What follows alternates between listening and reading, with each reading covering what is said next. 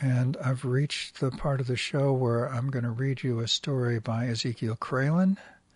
I don't think the little dogs even appear for a moment in this, but I'll just stop looking around for their names in the article and read it to you. Ezekiel Kralin wrote a story titled The FBI Calls Back. Email correspondence, July 16th and 17th, the year 2023. Subject, reply from Deputy Connor Rhodes.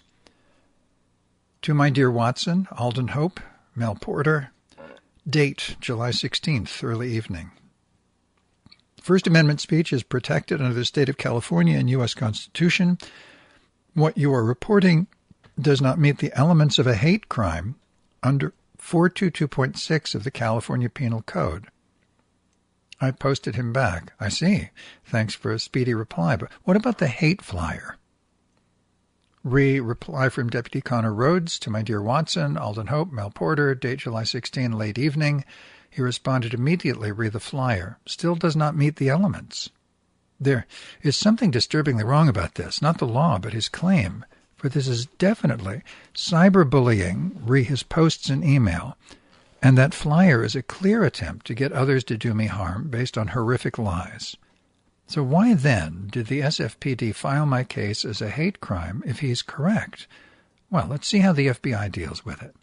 Reply from Deputy Connor Rhodes to my dear Watson, date July 16th, nighttime.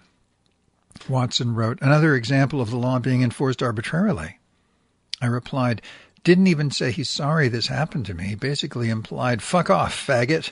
And now he is free to print out and distribute more flyers himself. Hopefully the FBI will not be dismissive. The SFPD certainly wasn't. In fact, they were attentive and expedient in processing the form. I didn't even have to fill it out myself. She did that for me while asking the appropriate questions. Compassionately professional. While the SFPD is far from perfect, there has been exceptional progress over the last decade. By the way, neither Cortez nor Victor live here, so they show up only on weekdays and leave by 5 p.m.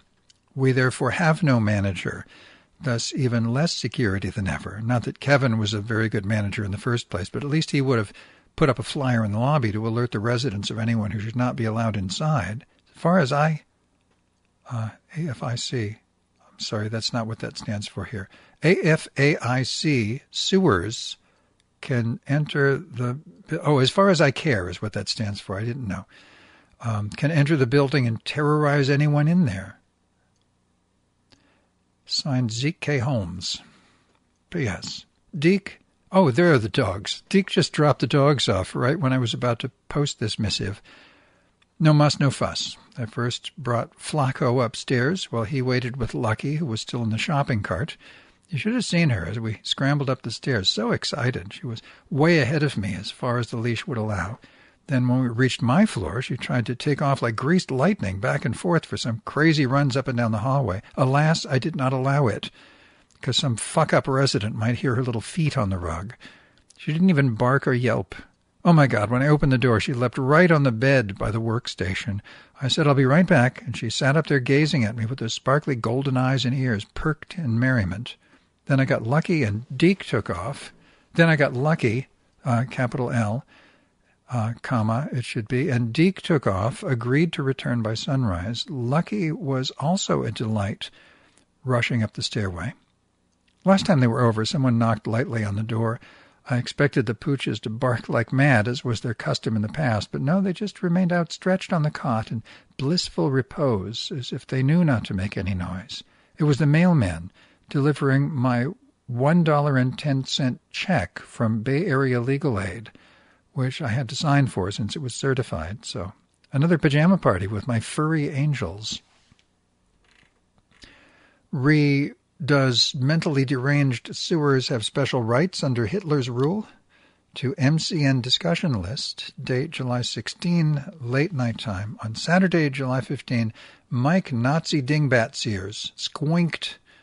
Zeke and Alden have screamed for years. No one is screaming but you, Mr. Sewers. You're a raging lunatic drama queen Nazi fool who screeches at the drop of a swastika, "Your panties get caught up in a bunch so often, I'm surprised your asshole hasn't shriveled up and dropped up by now. Woo-hoo." Signed, Zeke Kralin. Subject, SF District Attorney's Office just called to my dear Watson, date July 17 morning. Spoke with a woman there. They're taking my case very seriously. One of the lawyers, Akil Robertson, will contact me later or tomorrow. I told her a bit about Mr. Sewer's neo-Nazi rants and harassing people in Mendocino County. Also told her about a deputy up there who brushed me off, claiming it isn't technically a hate crime, both the cyberbully posts and the flyer. She was astonished. I also told her about Victor and Cortez's lack of cooperation or concern. Made her aware I've been an online gay activist since 1997, so I'm accustomed to online threats and sometimes doxing, but this is the first time it's happened in real life. Anyway, I thought you'd like to hear the great news. And finally, SF District Attorney's Office just called to my dear Watson, date July 17th afternoon. Watson wrote, "Excellent." I replied, "I am now preparing notes and evidence to copy onto an SD card to make the attorney's work easier. This will include an impressive assortment of Sewer's hateful posts and email, the latter also including photos of himself. In addition, I will provide a list of email addresses of subscribers to the discussion list who have either witnessed his Nazi rants and threats or actually been attacked as I have, most of whom I'm sure will be more than glad to testify." Watson wrote, "Years ago when I was being stalked and threatened with death by a guy I'd had a fling with and then broke up with, I reported his vile threats to the local sheriff. 'Sorry, ma'am, we can't do anything until he actually harms you.' I replied, 'I remember when you first told me that. Horrendously inexcusable. They know that women are often harassed in that manner. I suspect rural counties have more rednecky law enforcement than urban locales. Wonderful progressive Mendocino County, ... not to be continued."